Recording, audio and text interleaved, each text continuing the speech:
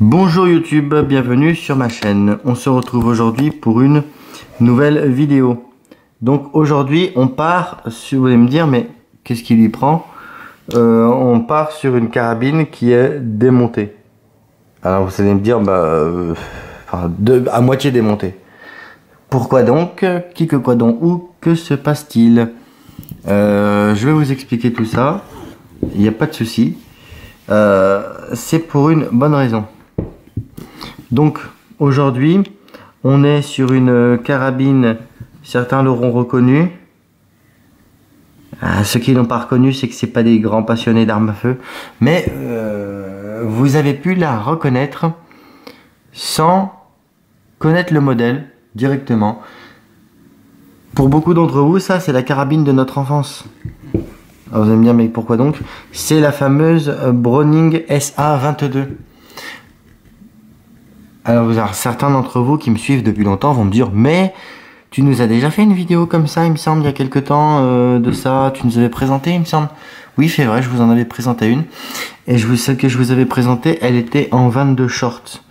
Et celle-ci, que je vous présente là maintenant, est en 22 long rifle. Et c'est d'ailleurs l'objectif du pourquoi je commence ma vidéo en vous présentant cette arme démontée. Enfin, à moitié démontée. Puisque cette carabine est takedown. Vous allez comprendre. Puisqu'il y a une petite différence au niveau du démontage remontage, une très légère différence entre la carabine Browning SA22 en 22 short et ces modèles-là en 22 long rifle. Alors, je vais pas vous refaire l'historique de cette carabine. Pour ceux qui n'auraient pas vu la vidéo concernant la Browning SA22 en 22 short, je vous mettrai la vidéo dans la description. Je vous mettrai dans la description de cette vidéo là, vous aurez la vidéo de la Browning SA22 en 22 short. Dedans j'y explique toute l'histoire de cette carabine et c'est à peu près similaire pour celle-ci. Voilà. Hein, donc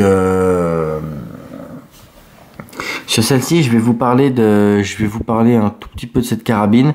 Donc au niveau du fonctionnement, c'est une arme semi-automatique que vous pouvez d'ailleurs vous procurer chez certains armuriers en catégorie C, puisqu'il y a un système pour la brider en 3 coups. Il y a des armuriers qui ont trouvé le moyen de la brider en 3 coups, donc en 2+1. Donc cette carabine là officiellement est en catégorie B, mais il faut savoir que vous pouvez vous la procurer en catégorie C. Il y a mon confrère de JJB Collection, je crois, qui fait ça. Hein, alors on va confirmer, mais il me semble que oui. Voilà.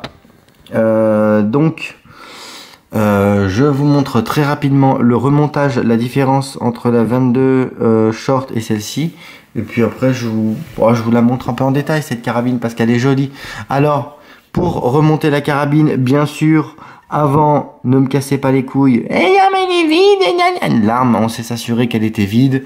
Hein, et qu'il n'y avait aucune munition dans mon cul et dans mon cul. Voilà. Donc, pour remonter cette carabine, on procède de la manière suivante. On retire la culasse. Vous avez la culasse qui est ici. Donc sur la particularité de cette carabine, je reviens pas dessus. Ça a déjà été expliqué. On part du principe que vous connaissez un minimum le fonctionnement de cette carabine. Alors je vais essayer de vous le faire comme ça. Ça va pas être évident, mais on va essayer. Normalement c'est pas comme ça qu'il faut procéder. Normalement, d'ailleurs c'est comme ça que je vais faire. Voilà. Alors.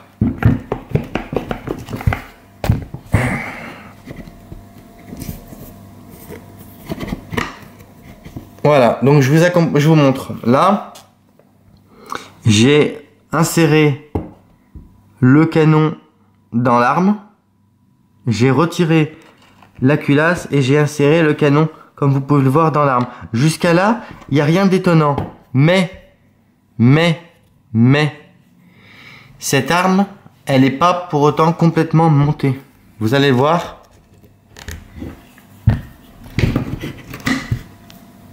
Elle n'est pas complètement montée, bien que elle semble assembler correctement.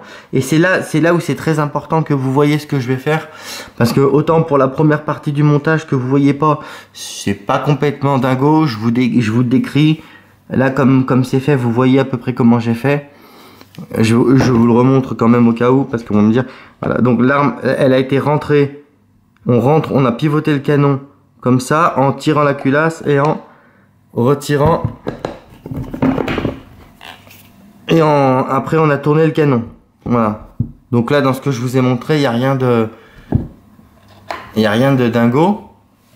Et ensuite, on va peut-être le faire correctement, ce serait pas mal. Voilà. On s'assure que l'arme est bien montée. On a ici, regardez, une petite quiquette, on va appeler ça comme ça, regardez. Je vous montre avec le doigt. Voilà, on va tirer cette petite quiquette en arrière. Et ça, c'est très important. Pourquoi? Parce que quand vous avez, par rapport à la 22 short, sur la 22 short, il me semble qu'on n'a pas ça. Sur la 22 short, on n'a pas cette petite quiquette là. Ce qui veut dire que l'arme, elle a du jeu. Elle bouge. Sur les forums internet, certains disent que en bout de canon, lorsqu'ils mesurent le niveau du jeu, ils ont évalué le jeu à 7 mm. À 7 mm de jeu, ce qui est important. Voilà. De plus, si vous oubliez de fermer cette petite quiquette, cette petite languette, ça peut être problématique, quoi. Ça, déjà, ça peut niquer l'arme, et puis le fait que l'arme ait du jeu, ça peut provoquer des incidents de tir. Voilà. Donc cette arme, elle a on peut la reconnaître, elle fait partie des premiers modèles, puisqu'elle a la possibilité d'être chargée.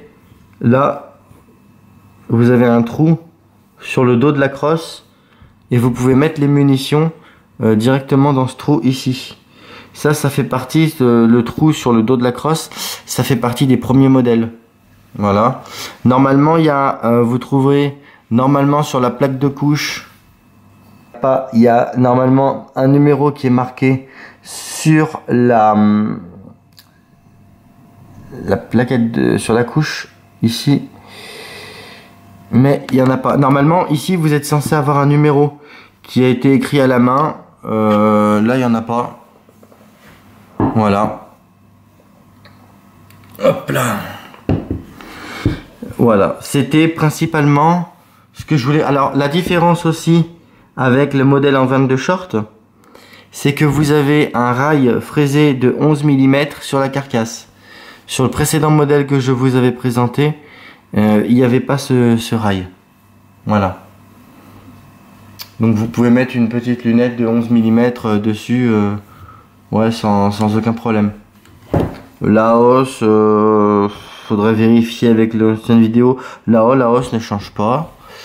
Et le guidon, lui ne change pas non plus. Voilà. Voilà. Concrètement, c'est un peu tout ce qu'il y a à dire sur. Regardez, franchement, comme elle est belle. Franchement, mais admirez-moi ce faciès, putain. Je voulais. Non, franchement, me dire, ouais, tu fantasmes sur des petites carabines. Tu fantasmes sur des objets. Ah, si vous voulez, je fantasme sur des objets. Mais elle est magnifique, putain. C'est pour moi la plus élégante des petites 22, des petites carabines en 22. Elle est magnifique.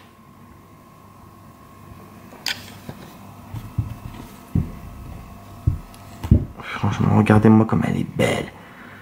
Donc, tout à l'heure, je vous disais, vous avez parfaitement pu reconnaître cette carabine sans savoir quel est le modèle. Et ce serait tout à fait normal, puisque ça c'était la carabine des forains.